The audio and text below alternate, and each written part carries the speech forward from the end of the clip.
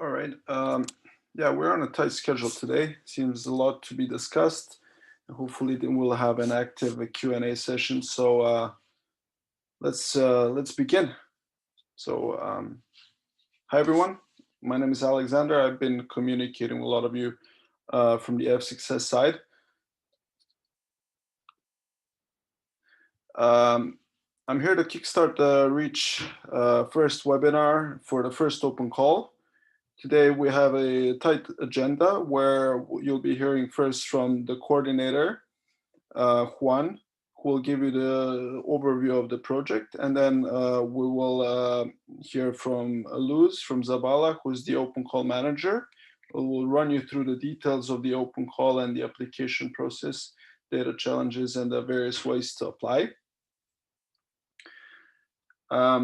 Then you will hear from the two data providers. One of the data providers, we have invited two to join us today.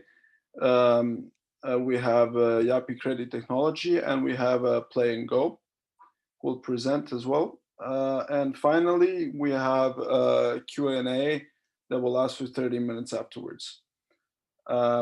I wish to ask to repeat and say, please rename your Zoom name to add your startup name so we can address who we're talking to in the Q&A.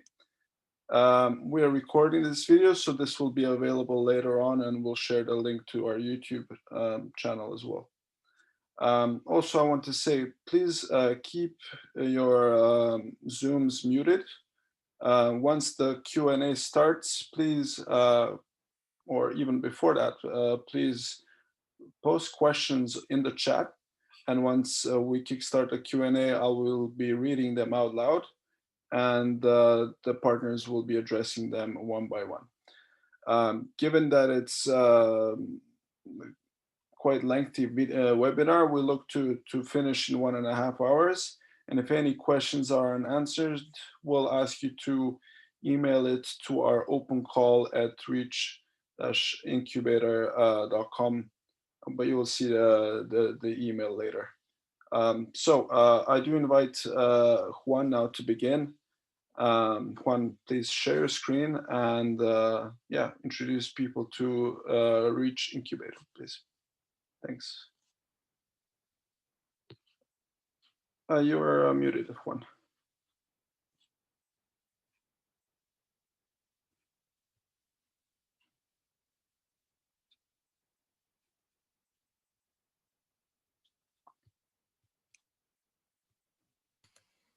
That's the most famous phrase of 2020. You are on mute. Okay, so hello everyone. And my name is Juan Cadavid. I am from CEA, the largest industrial research RTO in France. I am the coordinator of the REACH project. Can you see my screen? Yeah. Yes, perfect. Thank you. Okay, so the goal here today is to explain you a little bit what is REACH, what is the REACH project about, why this is a very interesting opportunity for you. We are very excited to have you all here. We have over 100 people, almost, we're 99 now, connected today. We had more than 200 registrations, so we are very excited to have to see all this interest in REACH, and we're only getting started, so that's great. Okay, so what is REACH? So you guys have heard that the entire European economy has a very big opportunity on the data economy. The fact that our value chains across all sectors in the European economy can get a lot of added value, new added value from sharing of data. So far we have data in silos within organizations, and still sharing data among organizations is very limited. There are a lot of logs, technical logs, human logs, logs about trust that we need to open, so we need to break in order to break those data silos and to create what we call data value chains. So, but how do we create that? So we need enablers, we need technologies that help us to do with that.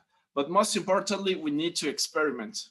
We need to experiment. We need to start with small scale experimentations from very innovative startups and SMEs like most of you are here today, with a lot of creative ideas to create experiments. So this is the idea of REACH, to encourage all these type of experiments. We have everything that's needed. We have the funds, we have the technologies, we have the right skills to help you launch very interesting experiments. So first of all, what is a data value chain? So the experiments in REACH that we want to encourage to propose is about data value chains. So a data value chain is a workflow, a multi-stakeholder data workflow. So we have a value chain in which applying data analytics, both data and solution providers benefit from joint exploitation models. So the fact that you have several companies collaborating, exchanging data, and each one creating value for themselves in a win-win situation. So I am a very example-based person, so I'm going to go straight with an example of what a data value chain is. So let's take one particular sector, for instance, the electronic systems industry or embedded systems industry. So here you have some stakeholders in this value chain. You have the end users of embedded systems. So for instance, just again, one example, the automobile sector, when all these new cars that have embedded systems, embedded onboard computers, they are the end users. But then you have the manufacturers of these embedded systems. Then you have the designers that create the blueprints for these systems. And also a very important thing in this particular industry, we have tool developers. So designing these systems are increasingly more and more complex. Each time we want to embed more and more functions in one single piece of equipment, of hardware. And tool developers are also an integral part of this data value chain. However, we are today here in this industry, we are getting to a certain point, a certain limitation in the fact that designers want to improve their designs. They want to know how they can lower, for instance, the cost of production of a particular system, but they don't know how. They don't know because they do not have access to end users' data of the way that the end users are using those systems on the field. And the idea of creating a data value chain here is to have data coming from end users towards manufacturers, towards system designers to improve these systems. Manufacturers are also interested in lowering their production costs, and we could change maybe some things in the product design to make it cheaper to produce. Again, we need to have manufacturers and designers exchanging data for this. And again, tool developers, they want to automate as much as possible the development of these kind of systems, but again, they need data from all the previous stakeholders. So the idea of creating a data value chain is to create the right conditions with the right technology to create trust among these users to exchange data. So what is the REACH Incubator? So we want to encourage you to develop this kind of experiments in whatever your sector is. We are completely multi-sectorial. We are not sticking ourselves to one particular sector, but we have an incubator in which we are going to incubate and coach 100 SMEs throughout 3 years that REACH is going to take place. So we're gonna go until the beginning of 2024.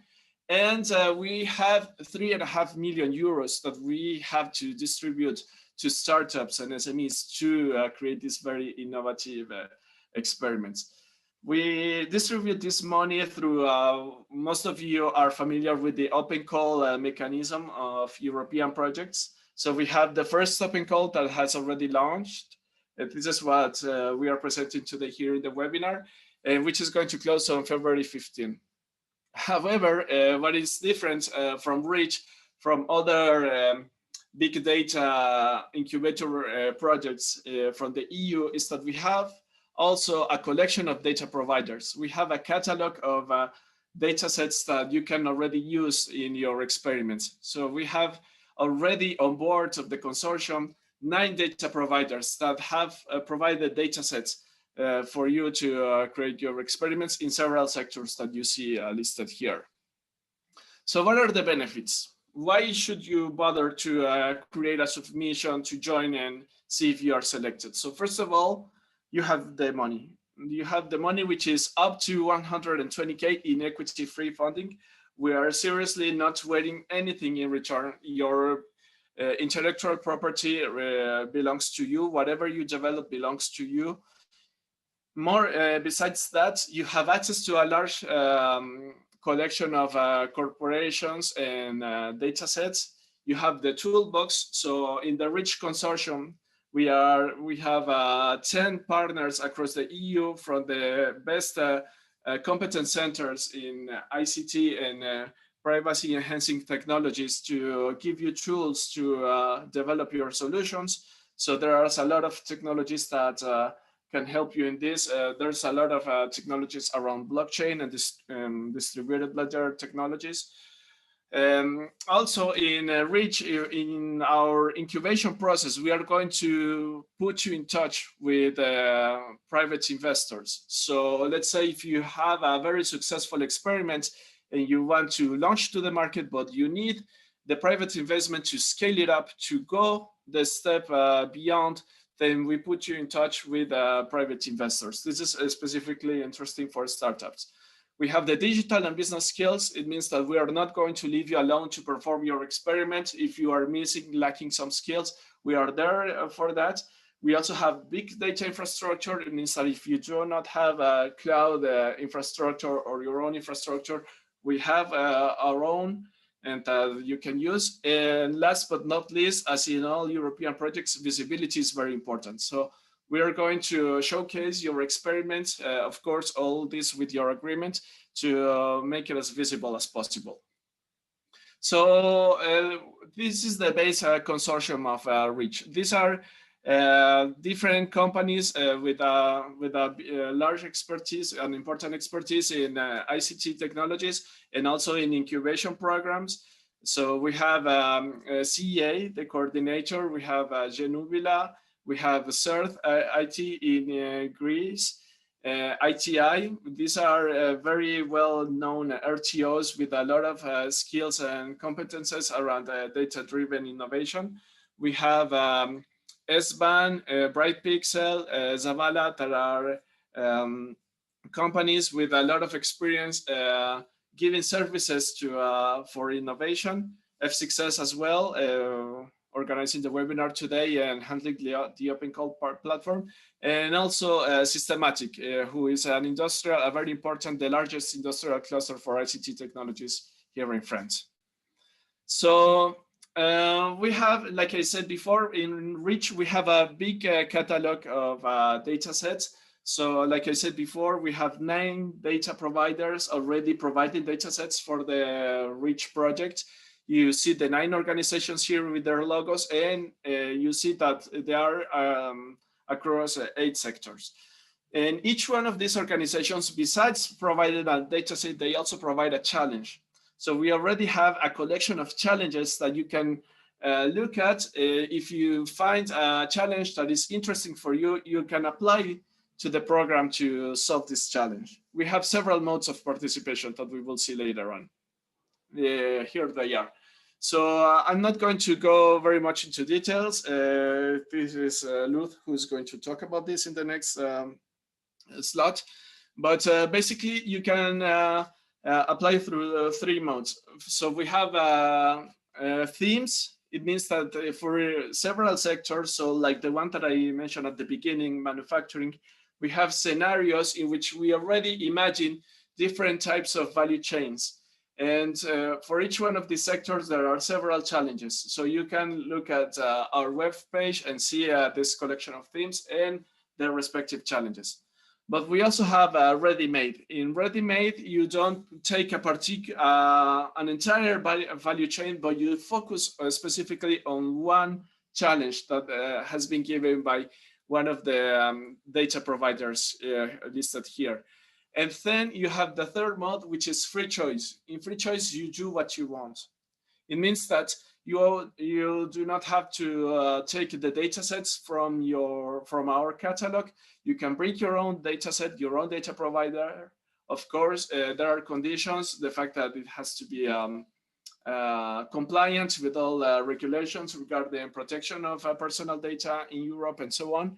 But if you have this data set and you want to perform your experimentation with your own data set, you are free to do it as well. So how does each round of incubation of Reach happen? So like I said before, the project is going to go Can we for ask 3 years. questions? Sorry to interrupt. I think I would ask you to leave the questions to the end, because we have a very big slot for questions, and we're only going to go for the presentations that are really short. And please type your question on the chat, and then we will go through the questions at the end. Thank you very much. Thank you.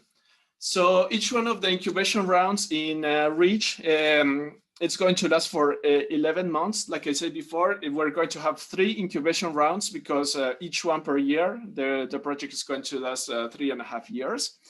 And we are getting started on the first one. So we are, the call is open right now. We are going to select 30 proposals, 30 teams in the month of February, sorry. And then in the month of April, we're going to start with the first batch of 30 companies. And each incubation round is organized through 4 phases, which you can see here, the 4 E's: explore, experiment, evolve, and expose. So the interesting approach from Reach here is that we follow a funnel approach. We have, so for this first round, we're going to welcome 30 teams, but only 10 teams come to the second phase. And only 5 teams will arrive to the third phase. And then only 1 will get the best experiment award of the incubation round. So the idea here of these phases is that we are following a very well-tested approach in incubation, which is the funnel approach, in which only we retain the best, most value-promising experiments. Because the idea really is to have creative, innovative products and services. And for each one of these phases, there is funding. So already just for entering the explore phase, you're going to have 100K euros in funding. This is a lump sum. It means that you do not have to justify how you spend it or anything like this. You're going to have 5K to work during 2 months to validate your idea, to really write the specification.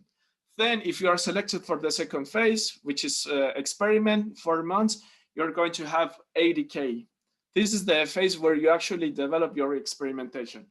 And if you are selected among those 5 teams that are going to make it to the evolve phase, you're going to get an additional 15K, where you can fine-tune your development. So what is everything related to testing and quality assurance, to create a market demonstration material, and to actually launch. So you're going to get 15K for 2 months for this third phase.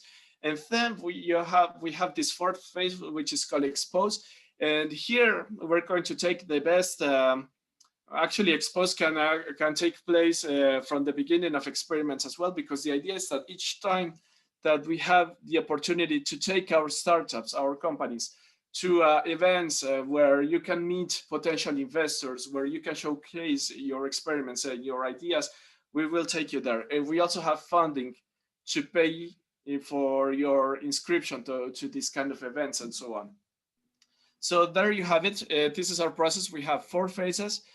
So the funding is given to you according to the phases in which you are selected. And then at the end, we have 20K.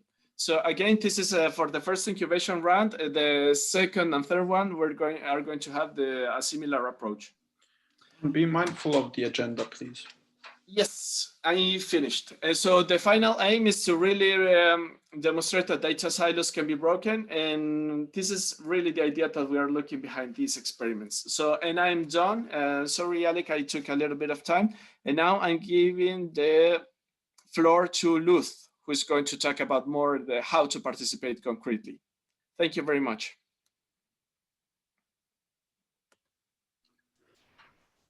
Okay, thank you, Juan. If you can stop sharing your screen, I will start sharing mine. Yes, I'm trying to do that. Okay, Yes, great. you can simply take over by sharing screen. I couldn't. Now.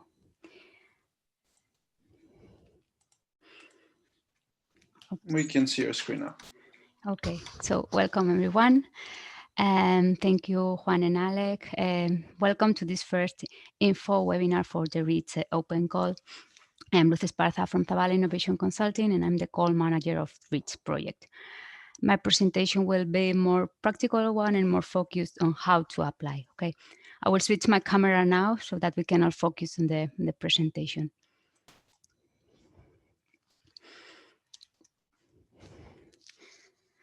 So in this presentation, we will be providing some more practical information about the call preparation and how to apply. And the main,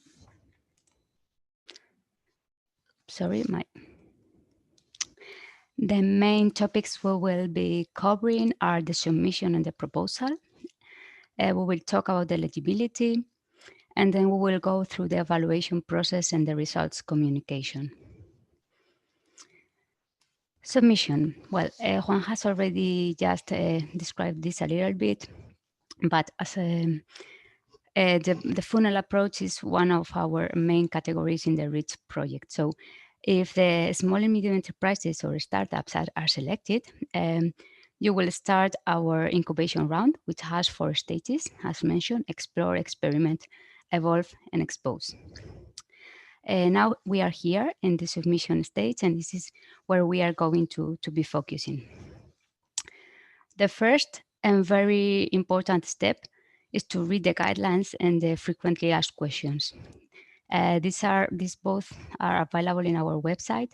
I have also typed in the chat about this. Okay, it's very important because all the information about the call, the ways to apply, type of projects, everything is described there. Of course, we are open to solve any doubt you may have. We have also a mailbox for that, but please read the guidelines because we usually find that we are having questions which are very linked to what is written in the guidelines, and if you just read it, it's very easy to have the answer, okay? And you don't have to wait for our answer on the official channel. After having read the guidelines, the frequently asked questions, the second step is to choose a track to participate. Juan has already introduced you that we have 3 tracks, 3 different options to participate. All of them are available in our REACH website. The first one is the theme-driven, which is track 1. Then we have ready-made, which is track 2, and the free choice, track 3. What we have in theme-driven? Well, the consortium has collaborated with the 3 digital innovation hubs that we have by this time on board in the project to define some cross-sectorial data value chains, themes, to be tackled by the participants. Then under the ready-made track, what we have is a set of challenges that have been already defined by our rich data providers according to the needs they have detected in the market. And then under the free choice option, in a small and medium enterprise or a startup will apply together, it's very important, with their own data provider. At least we need one data provider. And they will jointly propose a novel challenge regarding a data value chain to be solved. We'll then go deeper into each of them, okay? So what if I have selected theme-driven, which is the first option? The first thing is to choose the theme, the data value chain theme, and a challenge within its theme. You will have here in our website, sorry, a description of all the themes which are available for this first open call. And then if you click under each of the themes, you will have the opportunity to see that we have our data digital innovation hubs, together with some data providers, have thought about some challenges that could be approached by applicants. And we have also provide you with some data sets that you could be using to approach these challenges. They are available in the rich data catalog, or even we give you the opportunity to bring, to use data sets you are bringing. These data sets can be data sets you own. You can be bringing your own data provider also under this track, or you can even use open data, which you find around. Well, very important is that it's not always necessary to have a combination of data sets to demonstrate that the DVC in the experimentation, but we would like you to have this option. And another important thing is that 50% of the applicants that we will be selecting for the theme-driven will be using data sets from the rich data catalog. Everything is in the guidelines, okay? Then for the second track, the ready-made, the first thing you have to do is to select this time a challenge from the rich catalog, but these challenges are identified under the tag ready-made. It's important, okay? And they are available in the following link. As you will see, all these challenges are specific, and they have been defined by our data providers according to the needs they detected. So please don't get out of the challenges, because the data providers are really interested in having solutions or technology to be solving the problems they have. The use of data sets from different sectors or fields to create these cross-sectorial data value chains is encouraged too. And in particular, you are encouraged to combine the data sets available in the rich catalog with others from other sectors, for example, open data or whatever. You will be having access to full data sets only if you are selected, if you enter the incubation, okay? At this stage, we are only giving you access. You will be having access to the sample data, but not to the full data set, which would be available, which we made available, sorry, if you join us afterwards in the incubation. And in this case, at least 20% of the selected experiments will be cross-sector. And the last way of participation is the free choice. Here, we don't have predefined anything. And you are encouraged to devise novel data value chains by bringing your own data providers. So here you will be applying together with your own data provider. At least we need one. And you will be proposing a joint challenge to be solved. Very important, the data provider must be the owner of the data. If you apply to this track, we will then focus on this again and reinforce this message. Also, together with the application form, it will be necessary to complete a form from the data provider where they answer some questions about the property of the data, type of data, the GDPR, etc. So it always happens when we have data providers, own ones, participating together with us, okay? So applicants here in this track are encouraged to combine data sets from different sectors. So you can use data set or data sets provided by the data provider, one or more you are bringing to the project. You can also use the data, some data sets available in our data catalog, or you can even use some other external data sets which are not included in our catalog, for example, open data. But it's very important that the applicant has the access and processing rights to the data in compliance with the data protection regulations. And it's very important that you have the permissions to include them in a commercial solution. Okay, this is something which is important. And in this case, 10% of the selected experiments will be cross-sector. So what if I bring my own data provider, which this is an option we have for track 1 and track 3.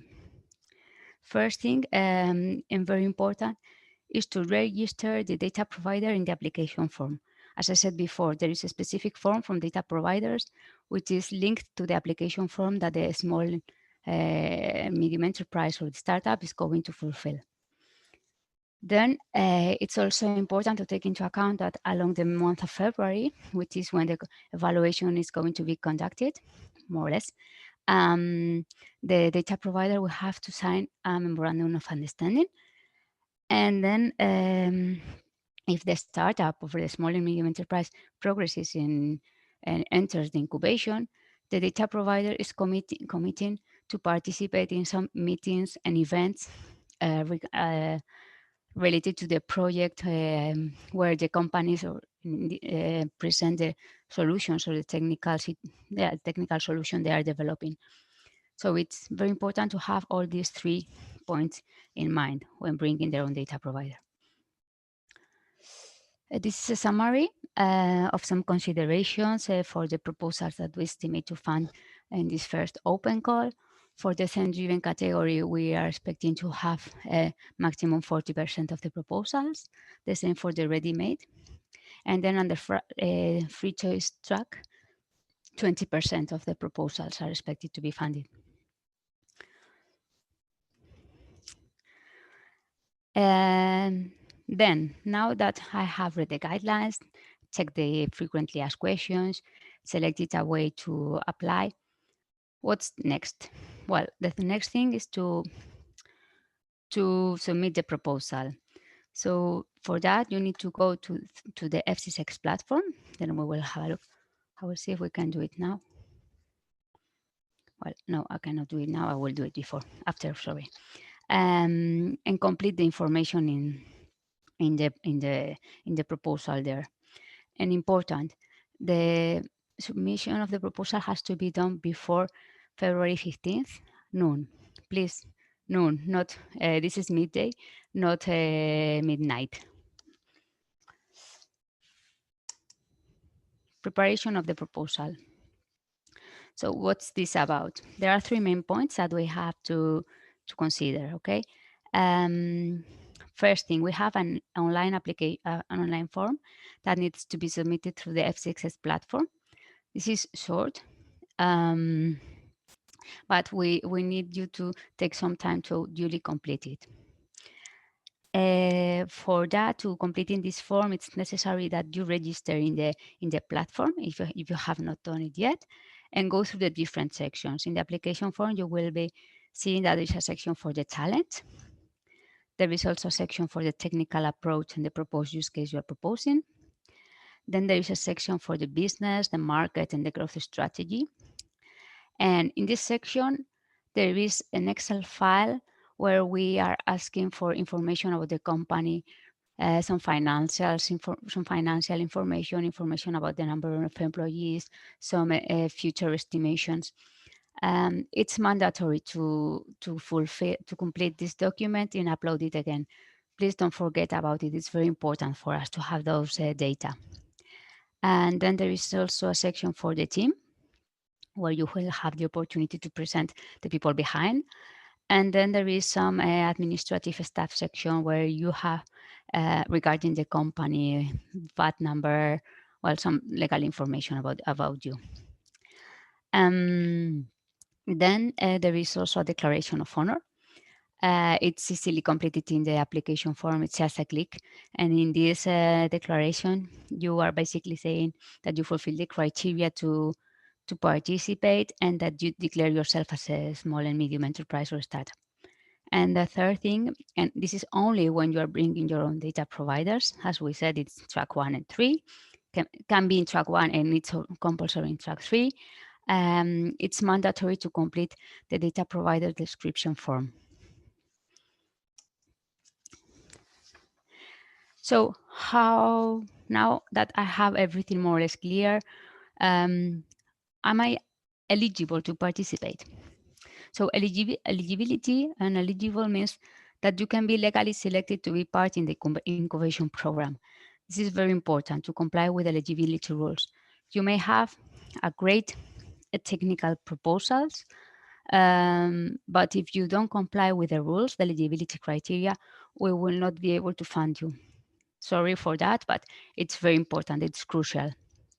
So this is why it's very important that you make sure that you comply with all the eligibility criteria.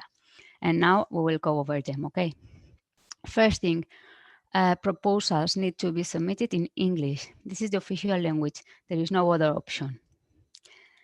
Secondly, this is a program which is addressed to startups and small and medium enterprises. We cannot fund individuals or large companies. Only small and medium enterprises or startups. Third thing, these small and medium enterprises or startups need to be established in eligible countries in Europe. So these are member states of the European Union, overseas countries and territories, some Horizon 2020 associated countries, and UK is eligible for this open call, okay? Despite the Brexit and everything, they are eligible. So also in the guidelines, we included some links where you can double check about your eligibility regarding the establishment of your company. Another important thing, we are not, it's not possible to have multiple submissions from the same company. So only one proposal per applicant will be evaluated. In case of in those cases where we have multiple submissions, only the last proposal submitted by that entity will be evaluated and will be entered into the evaluation process. The rest will be declared as non-eligible. So what happens if this last proposal does not reach the threshold? I'm sorry, but or it's declared not eligible for other reasons. So the proposal submitted earlier will not be considered for evaluation in any case. Please take this into account. We are looking for original work, an innovative one. Do not copy paste, okay? It's also important to use data sets in our catalog and also associated to our challenges, but you are also open, as we have been saying before, to complete the use of these data sets with some others from other sources. It's important to clearly justify the selected challenge. Another important issue, there is a sibling project, the I4Trust project, which will be also funding projects and proposals through different open calls. We will need to double check with them if the proposals we are going to fund have been also previously funded by them, because it's not possible to be funding the same proposals through the different projects.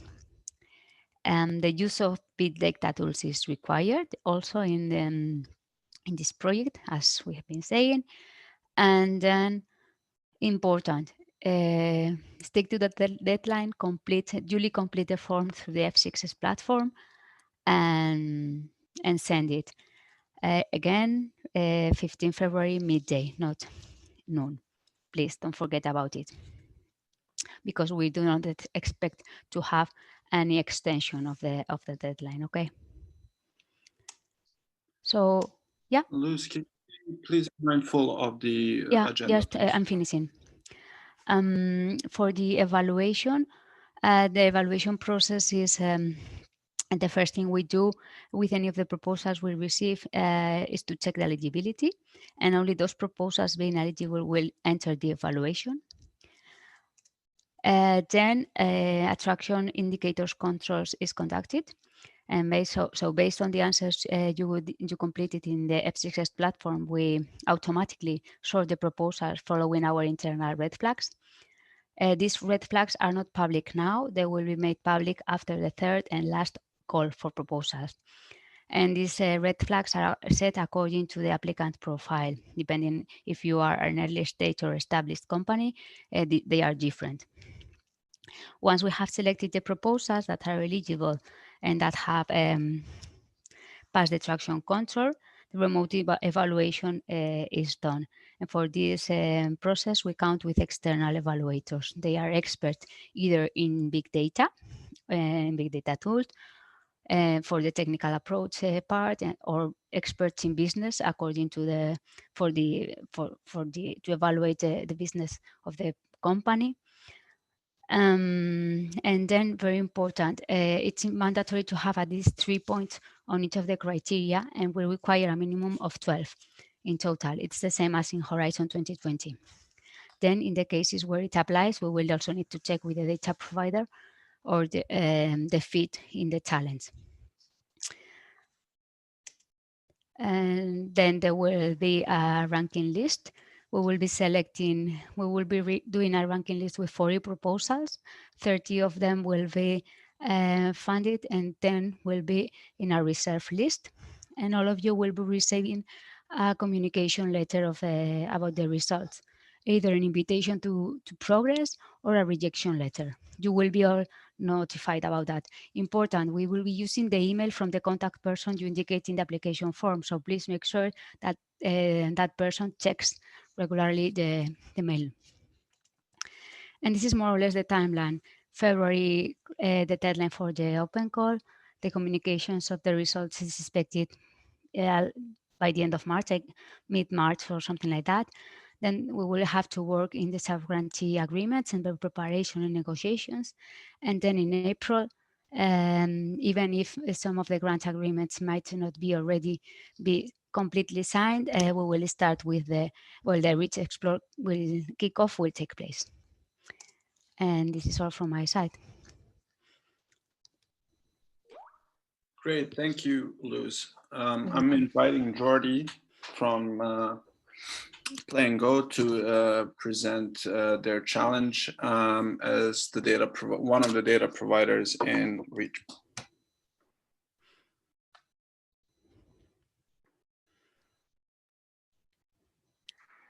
Okay, thank you very much. Can you see my screen?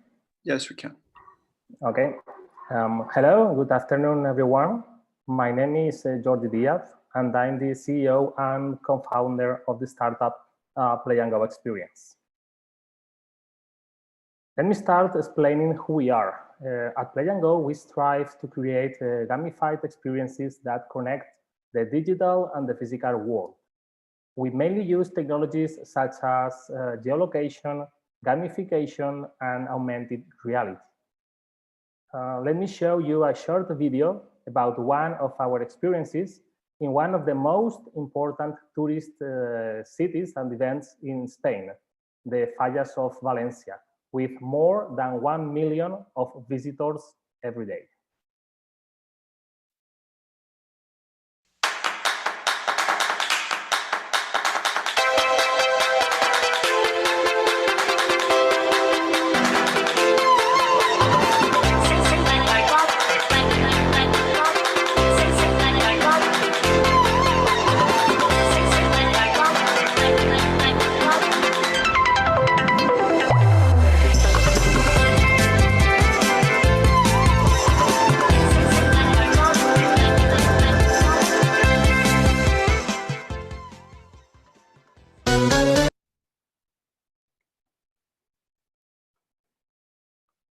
Okay, so regarding the challenges, we have proposed two.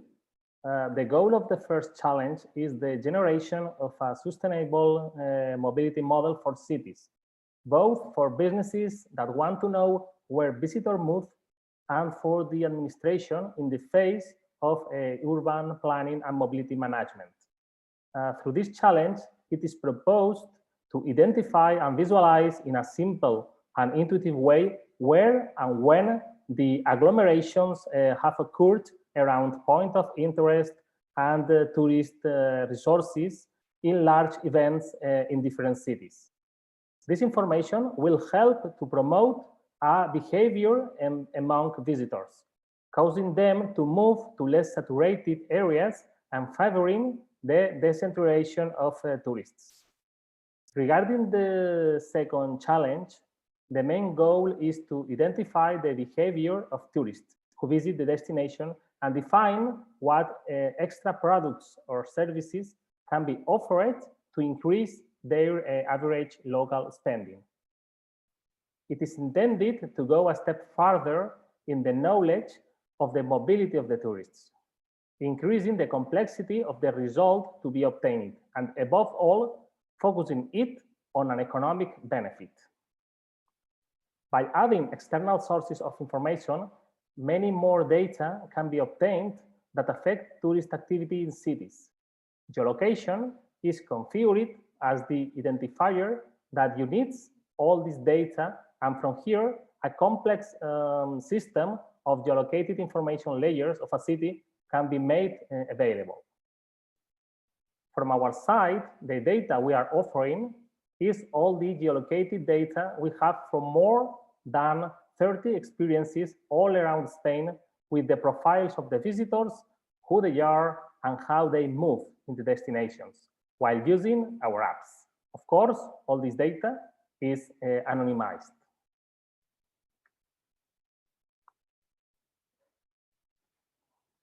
Just a second.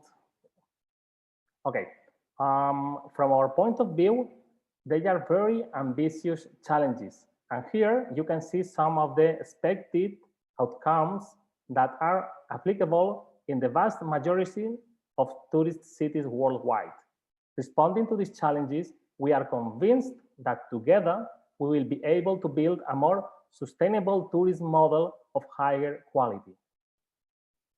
At Play and Go, we are serial entrepreneurs. We have been developing entrepreneurship projects for 20 years. So we know to manage these open innovation processes to maximize results in a win-win relationship with all of you.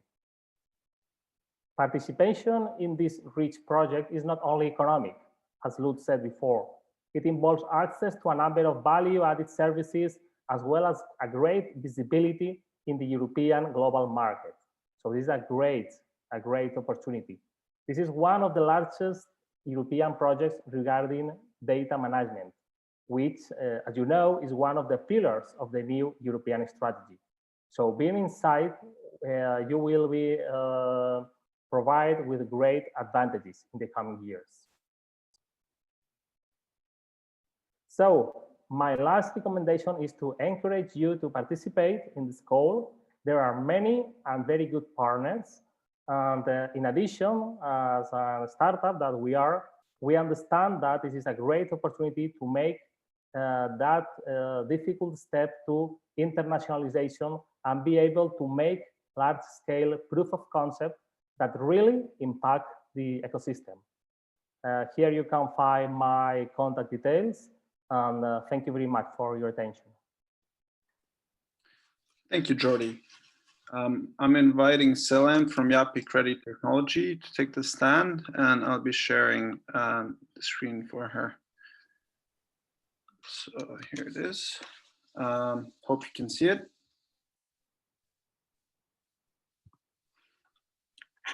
Selam, are you here?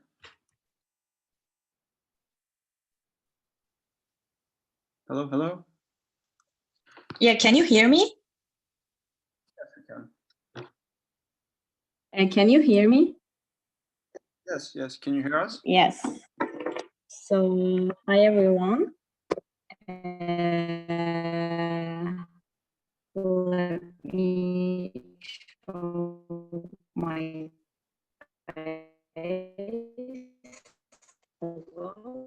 Hi everyone.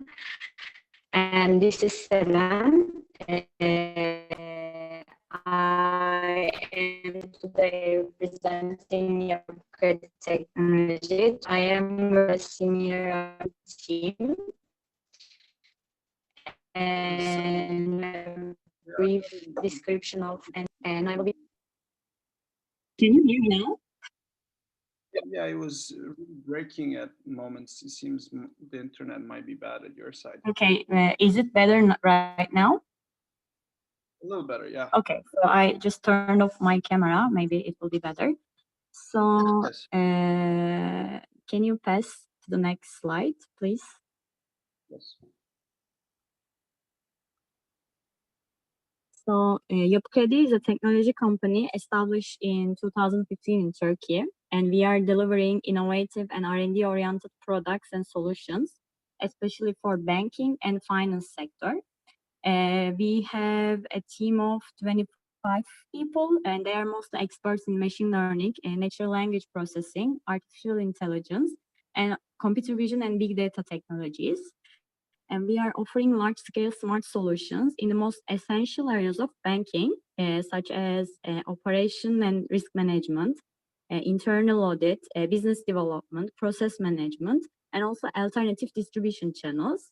We are a subsidiary of Yapı Kredi Bank, which is one of the biggest banks in Turkey, and they are also our main customer. So can you please pass to the next slide, please? So we are proposing two challenges for each project. Our main focus of both of the challenges is to detect the non-performing loan, as it is considered as a struggling problem by many countries. Also in Europe, we decided to propose such a challenge. For those who are not familiar with non-performing loan, you can define it as any loans in which interest and principal payments are more than 90 days overdue. So our first challenge is our complex challenge. It's about risk optimization of small businesses in banking domain. It's a ready-made challenge. Here is the purpose is to detect customers who might be probable to be default before any delinquency occurs in one of their scheduled payments of their credits. Under this complex challenge, we are offering two sub-challenges. One of them is impact of demographic determinants of non-performing loan. The other one is impact of financial determinants of non-performing loan. And we have another challenge. It is an individual challenge. The main focus is quite similar, but here the challenge is about credit risk analysis of SMEs based on their financial data. The purpose here is to detect customers by analyzing their financial data to figure out if they are probable to be default. Can you please pass to the next slide? So for both of the challenges, the main expected outcome is to cover non-performing loan portfolios with early tracking functionalities. Here you can see our 5 main expectations from our potential applicants. We are expecting from you to extract NPR indicators by using machine learning and feature engineering techniques. Also, we are expecting you to present us NPL detection models by using machine learning techniques, and also developing these models by using different time periods. Also, we are expecting to effective usage of our provided external data, and also finally, we are expecting a well documented architectural structure. So in brief, we are looking for startups and SMEs who are willing to bring effective solutions covering our mentioned expectations. So we will be supporting them once they are found eligible. We were also part of European Data Incubator project, and we had a really nice experience with our startups. And our team was very supportive to help them during their progresses with challenges. We are even in touch with some of our startups for further collaborations. So next slide. So thank you very much. If you have any questions, you can find our contact details here. Thank you, Selin. All right. Thank you. As you can see, guys, you can reach out to your desired data providers simply by contacting them via email. All right, so before we continue, can I ask for a group photo for the reporting purposes? If you're not comfortable sharing screen or sharing your camera, please do not do so, but we'll be taking a screenshot in let's say 20 seconds. So I kindly ask everyone to share their screen, please.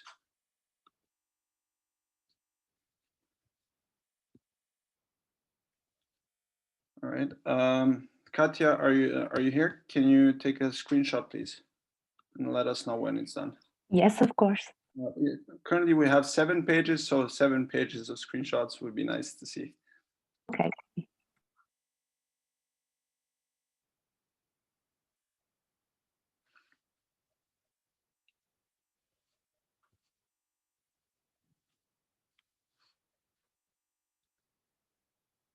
Yeah, I suppose it's quite lengthy given that there are currently 102 people on the call, but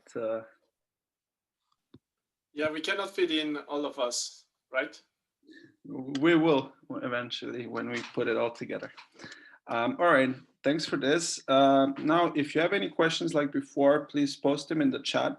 We will continue by reading one by one, and our our partners in the region who you've heard today will answer them. In case any of these questions were answered in the meeting, we'll avoid them. In case we don't get to answer your questions, please reach out to opencall@reachincubator.eu. I think you've seen and I'll show you the email address again. 1 second, so let me share screen again. Okay, here it is. So this is the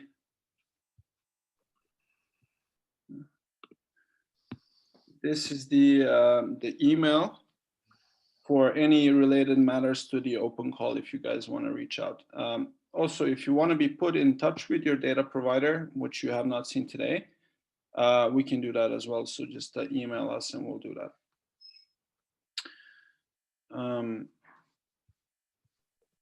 Okay, let me get to the questions now.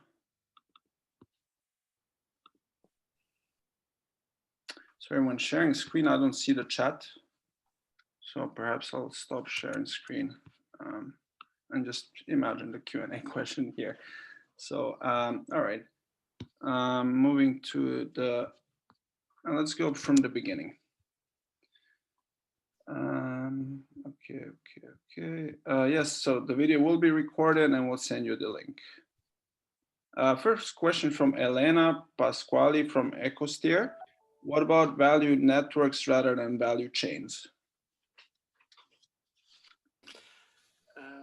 I'll take that question. So before that, one important piece of information that I did not say earlier is that we have University of Deusto, who was the coordinator of the EDI project that some of you know, and they are the technical coordinators of REACH. And we have Diego Lopez de Ipiña, who is also in the call, and he will also help us answering some technical questions and some questions in general.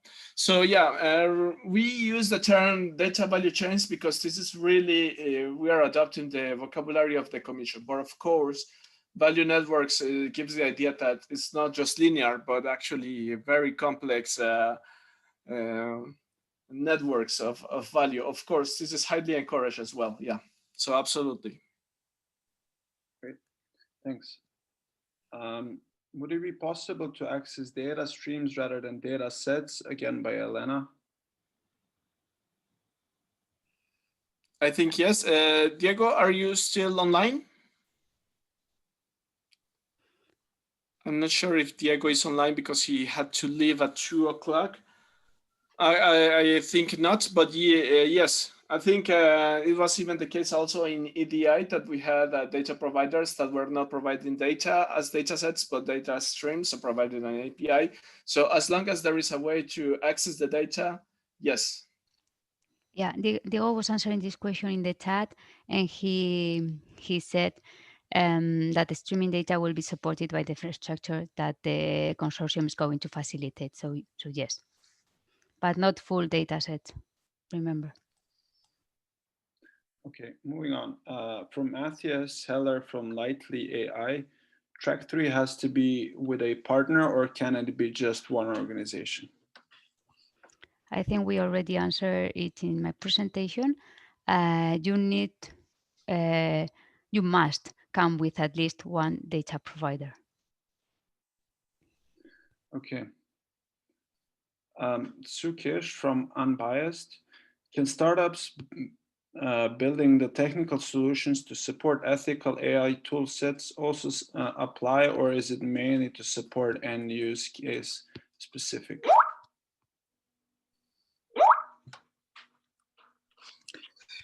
I think I have an answer for that after the explanation. So, yeah. Okay. Okay. Can also startups who are already part of DMS Accelerator with Zabala also apply in Reach? Yeah, the only limitation is, well, first, to fit in any of the tracks that we have explained, and then not to be part in the I4 Trust project, which is our sibling project. But for the others, there is no limitation. So this includes EDI. Yeah. Okay. So Joyce from Road EO. Our scale up is already beyond POC phase. Will this program be still relevant for us? I think so, yes. Yes, because it is not only for really starters. If you already have an idea and if you have a POC, but you still need that piece of funding to go beyond, to launch to market, yes, absolutely, you can. If you respect all the conditions that are given in the guidelines and if you fit in one of the 3 tracks, yes, you're encouraged to submit. So aligning with that from Elena, which TRL should be the proposed solution? Okay, so we are targeting at what we call a MVP, so minimum viable product. I think the TRL that we are targeting here is between 4 to 6. Knowing that the idea of the evolve phase, the third phase, is that later to advance the TRL level so we can get close to market launch. So the idea is to, in those phases of evolve, to go to TRL 7. Thanks. From Ankit, we have a question. Can you tell more about the process of automatic filtering? Is this done automatically or manually by a person? Automatic filtering, yes? Sorry. No, sorry, Juan, you can answer and then I will complete. Well, actually, I'm not sure if I understand the question. Is this related to the funnel approach? No, this is talking, I guess, about the evaluation of the proposals. In the evaluation process, the first step is to check for eligibility, and also, there is also a process of automatic filtering of sorting out of the proposals according to red flags we have internally defined and which are only known by the Commission at this stage, and which will not be made public until the end of the last call, the third one. We have prepared a tool to allow us to speed up the process of filtering and selecting the proposals to be evaluated. So this is in a way done automatically in the sense that we have developed a tool, but we will check afterwards. But yeah. This is not subjective at all. It's defined according to the rules and red flags, which are only only known by the Commission at this stage. Thank you, Luis. Moving on, from Joao Rafael from Upper Delta, is the end goal always to achieve VC funding? Are projects that directly solve the challenge of the data providers but do not aim to create standalone products companies viable?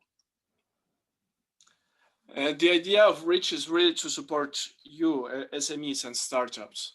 If you feel that you are not looking at this stage for investment funding, we are not going to force you to use the services of the incubator just because we are offering them. You take what is valuable to you. Our goal is to create value for you. Moving on, from Fleming at Sundance, can we use part of the funding to pay for the data sets to third parties, as it looks like Reach do not have any agri-data?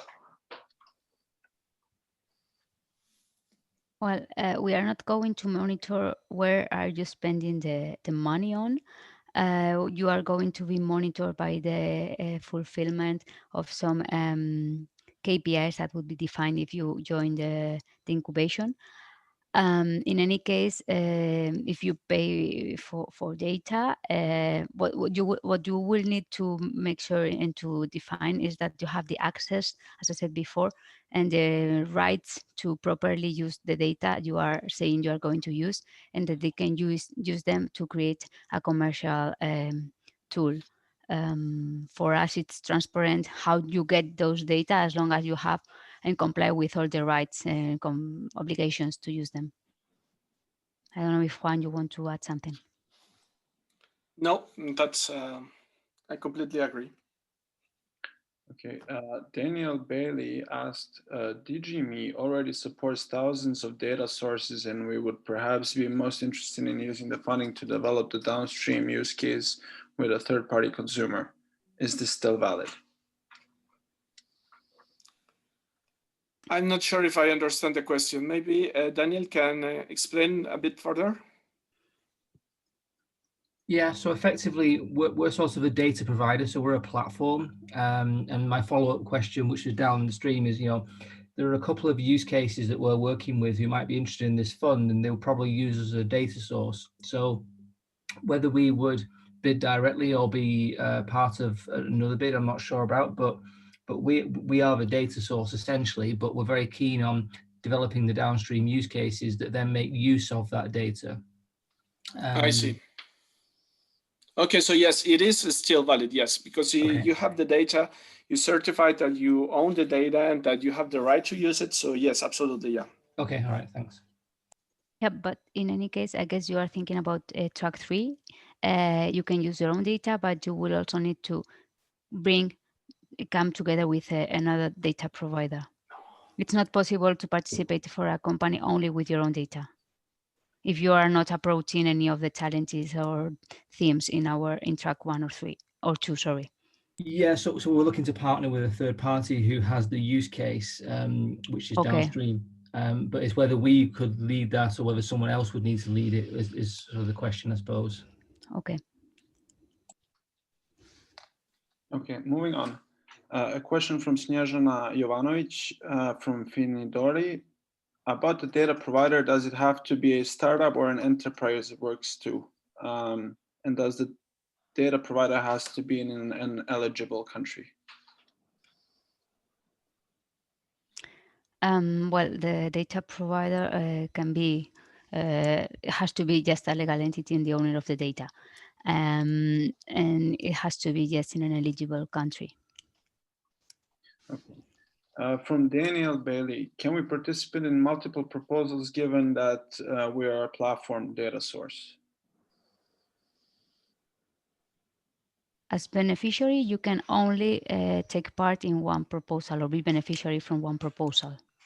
Even if you are then participating with some other entities in other proposals because you are the data provider, it's fine, but you will only get funding from one proposal.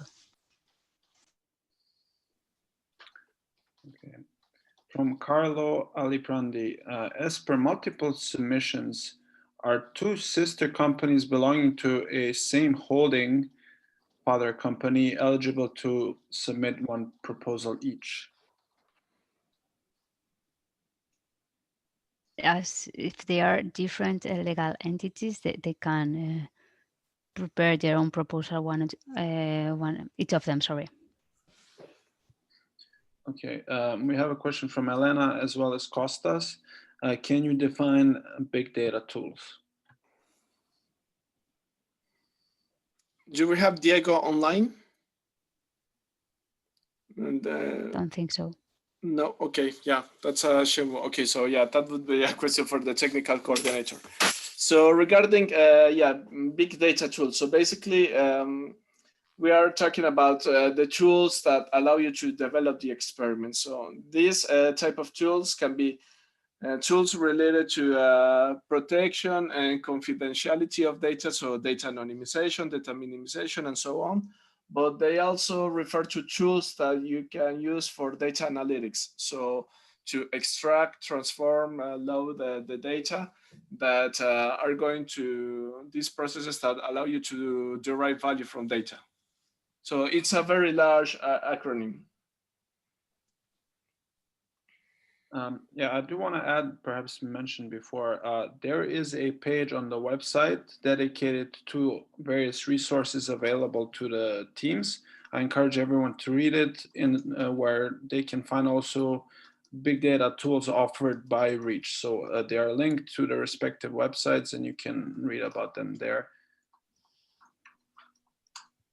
All right, moving on from Michelle about the eligibility. You need to be an incorporated company or an agreement between individuals is sufficient. So I think this was answered that we are looking for incorporated companies rather than individuals. The approach is different as the EDI approach, okay?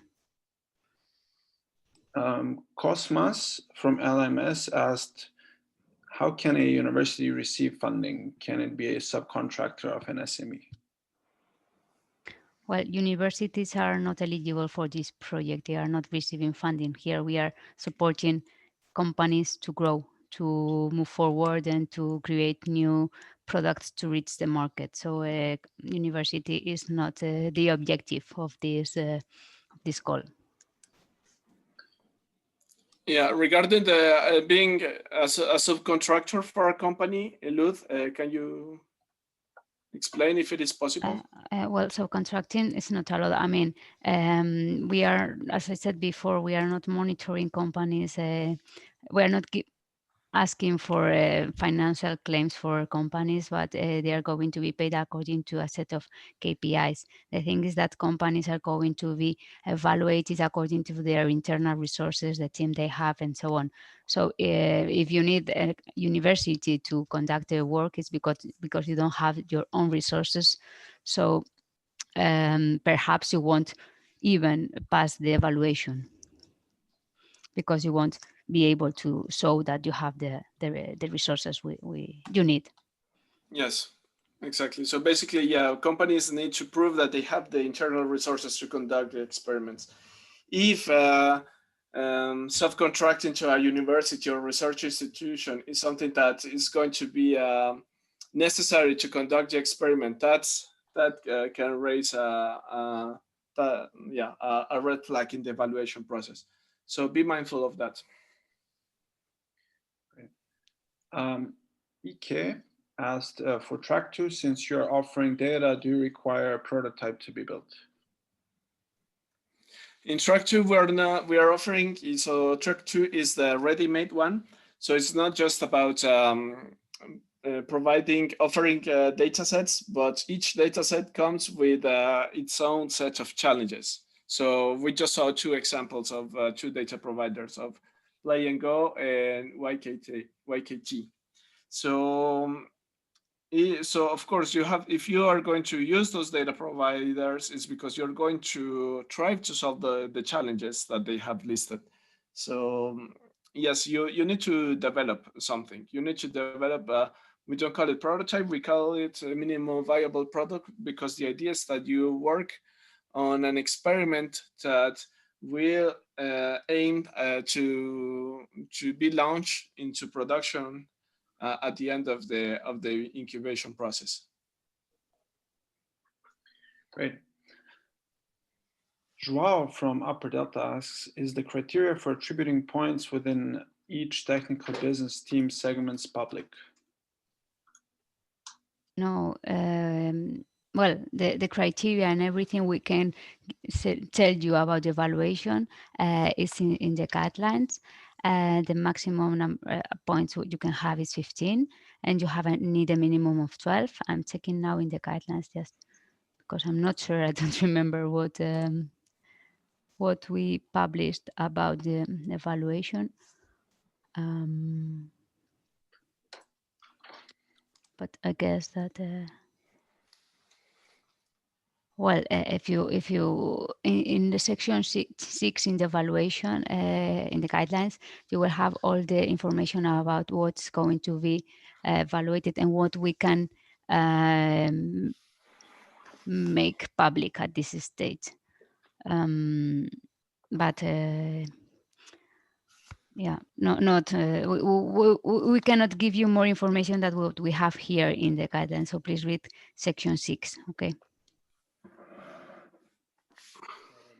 We are giving you just some insight about the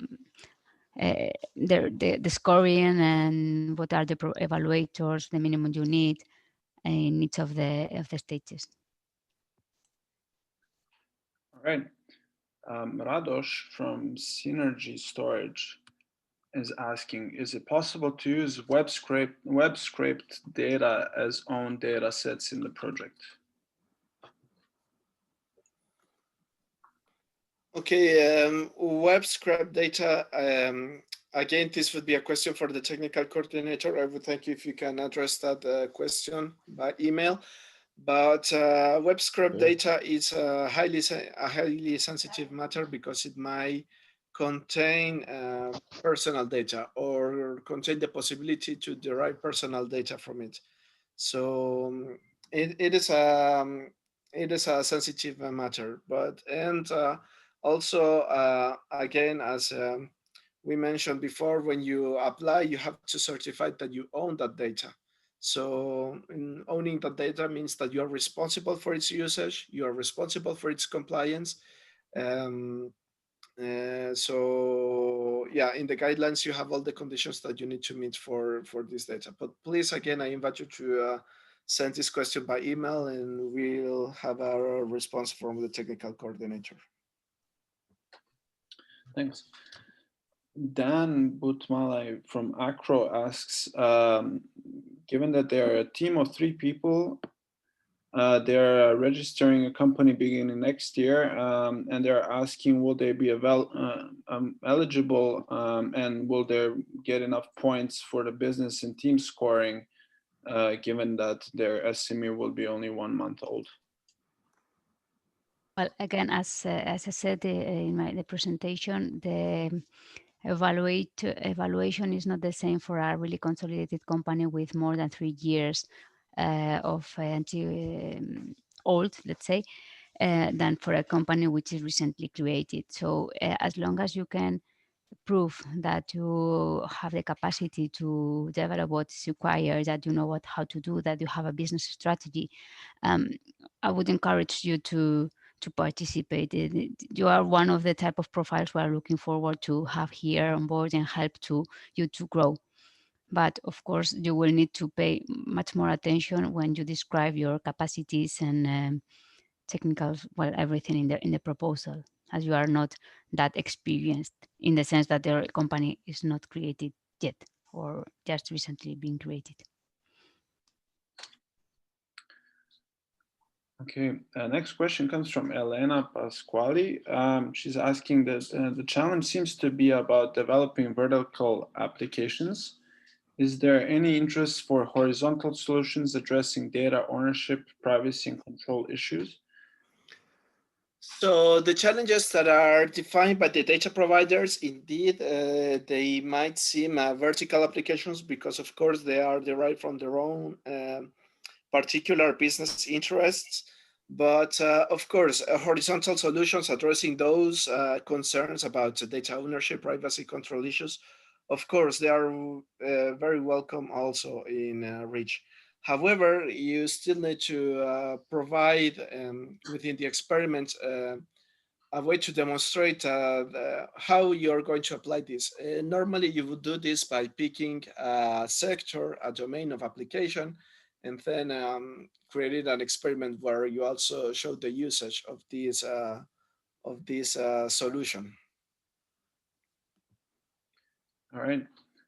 Question from Vasileos from East Swisslar AG. Do you plan to establish a communication channel like Telegram or Slack? If you mean for the open call and for solving doubts regarding the open call, no, we have the open call mail, and we will be approaching and answering all the questions through that channel. It's the only channel we are going to use. And also, please keep in mind the FAQ. So we have a frequently asked questions page in our website, which we are going to update frequently. And so, yes, please keep an eye on that. All right, so from Paolo from 1Watt, what are the differences in how the startups will be judged if they choose team-driven versus ready-made challenges?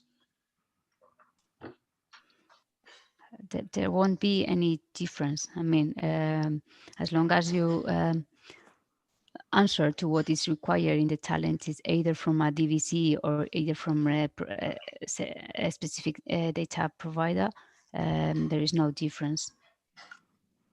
I don't know if the question had any other thing behind, but there won't be any difference. You need to make sure that you answer what is being proposed and that you are addressing the challenge.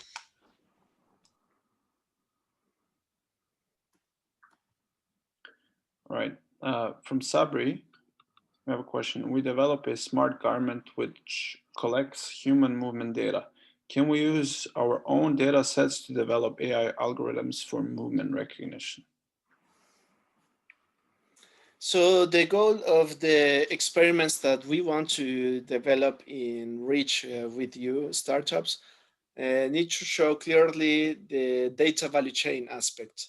So this is a very interesting experiment. However, you need to show how you are going to create a data value chain. So how you are going to combine this data with data coming from other sources. So from open data, from other external data providers, and so on. It's about this. It's about showing how you share data, how you create value from sharing data, and so on.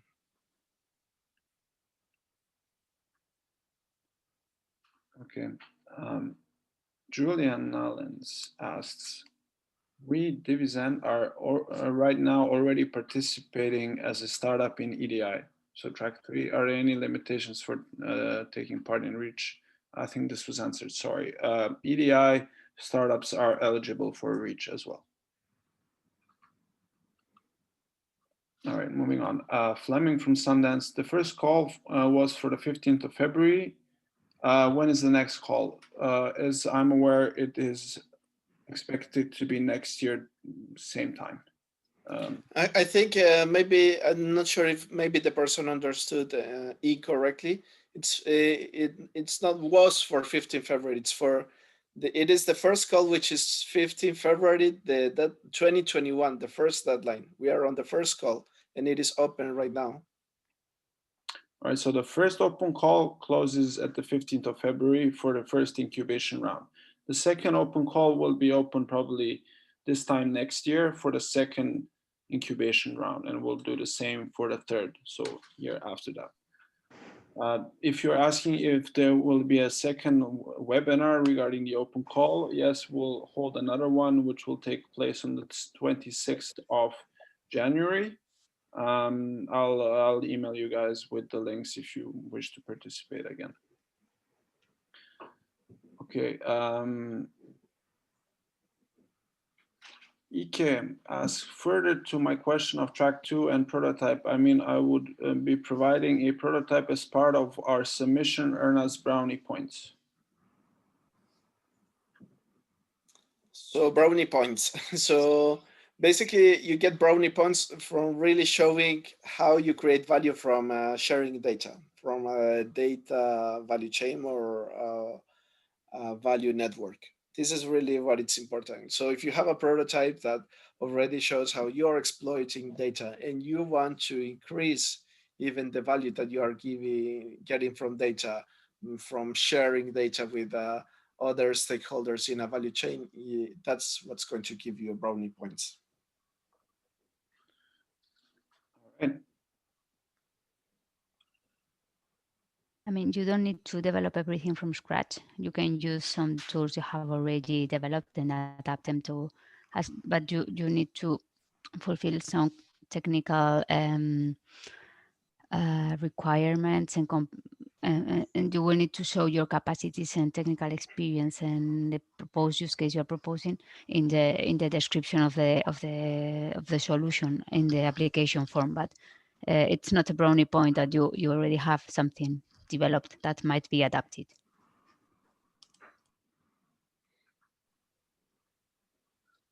All right, moving on. Joao from Upper Delta asks, when bringing our own data providers for track 3, how much time can they expect to be necessary for the events, tasks of each stage? Will they have a role in the evaluation of the project? Okay, how much time? It would really depend on the progress of the startup. If you go through the whole incubation process, they would be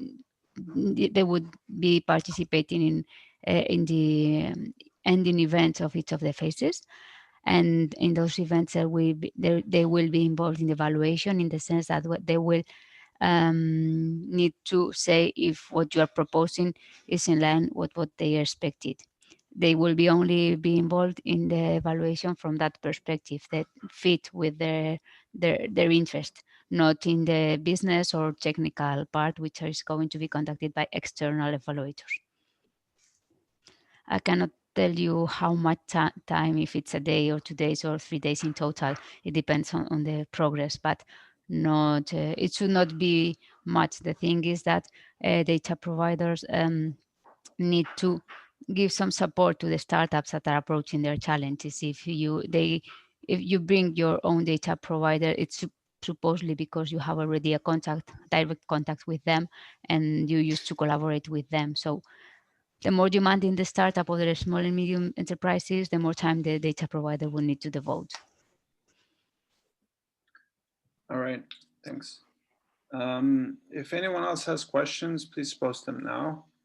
We do have another plus for a Slack channel, or similar for collaboration. So, I mean, for open call, I think we have channels for communication. We might consider this later on, and we'll also might consider establishing Slack for the incubated startups. But for now, I think these are the channels until internally the consortium decides otherwise. All right, anyone else has any questions? All right, we do have one coming in.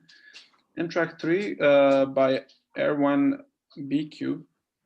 In the track 3, do we need to develop a solution for another SME, or is it a solution for our own business? When you speak about sharing the data, does it mean that the data produced from our solution should be made public? In track 3, you bring your own data provider. It does not have to be a small and medium enterprise. And initially, you need to propose a joint talent together with them. The data provider would supposedly be needing your help in a certain part of their business, and you will be able to provide with the technical expertise and capacities to develop a solution that, with the use of their data, is available and is useful for them. When you speak about sharing the data, does it mean that the data produced from a solution was from your solution? You are not going to be. We are not going to ask you for anything. When we talk about sharing the data, we talk about the data which the data providers that are part of the REACH consortium are going to share with applicants. The data provider you are bringing will only share the data with you, with the startup or a small and medium enterprise they are coming with together. Yes, I hope I have answered. Yes, that's something very important. It means that, when you bring your data provider, we are not asking you to submit to us the data sets or any of that. It means that the data provider remains the owner of the data. If you are going to use that data, of course, you're going to access it, but you do not need to submit those data sets to the REACH consortium or the REACH infrastructure. This is very important. We are not looking to access more data or to have to make it public. Absolutely not. Perhaps you might want to say something about post-project interaction and IP sharing between the startup and data provider as well. This is something that it's up to the companies to solve. So if you're going to work with your own data provider, of course, if you are going to develop an experiment with them, this is up to you to arrange how you are going to set up a joint exploitation, or to whom is going to the IP is going to belong to. This is transparent to us. We are interested in helping you to develop a very interesting experimentation. We want to help you to find investors to give visibility to your experimentation. However, IP, it belongs to the each organization that develops it. And in case of a joint development with external data providers, it is up to each company to set up their own IP sharing mechanisms.